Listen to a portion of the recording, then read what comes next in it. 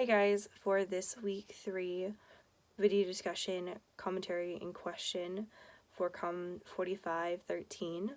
So we are each given a part of the book, Persuasion and Power, and my section I was given was chapter 8, and it's titled Do Authoritarians Care?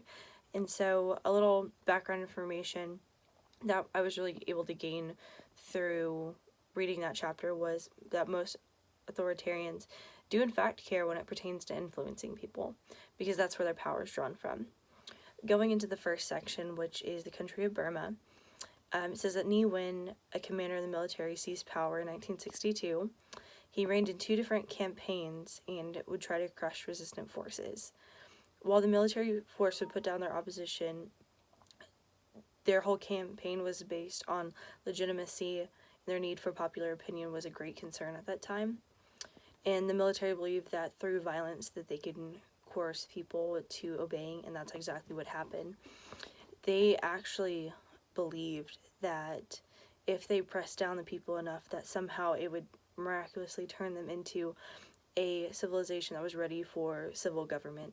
And in 2010 that actually happened, but their military is still waiting and could take over at any time to be back into that very violent era that they had before. The second one was the country of Saudi Arabia.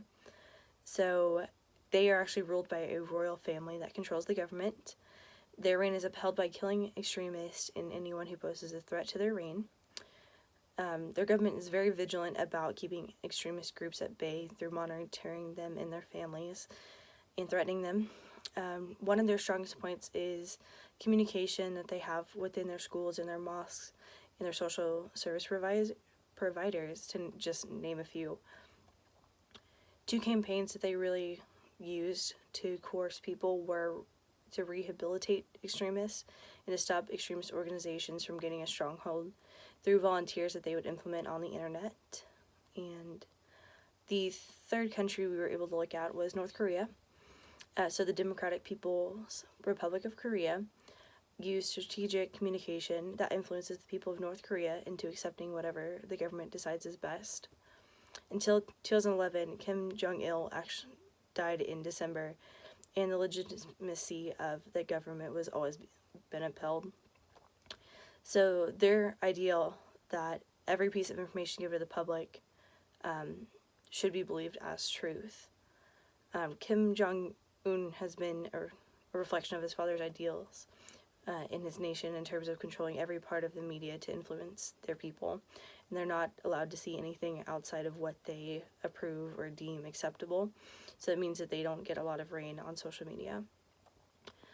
And the last one being the country of Iran. So they are closely controlled by a supreme leader who controls everyone who's allowed to speak at certain times and what they can say in every little detail in between. This control applies to mass media that they allow in their country. They've blocked several sites, including YouTube and Gmail. The 2009 election actually created the Green Movement, which tried to undercut the leader at the time because the people felt cheated because their leader actually stole the election and had insider information and didn't really give the people a vote. So the Green Movement caused an uprising from the public, and this caused the people of Iran to finally have a voice when it came to politics. And the Green Movement they didn't win, but it showed the public their voices one day could overthrow their current government if they're strong enough and if they keep pursuing this. So thinking about it and how many different freedoms that we have in the US, we often take for granted. Just being able to go on social media and kind of post whatever we want to, even if at times it's not the best thing that we want to say at that point. But my question is to you guys, I really want to hear your opinions on, do you think authoritarians really do care about their people, because that's where they get their power from? And in that care, do you think that they actually have the best interest at heart, even if they are misguided at that time? So thank you guys for listening.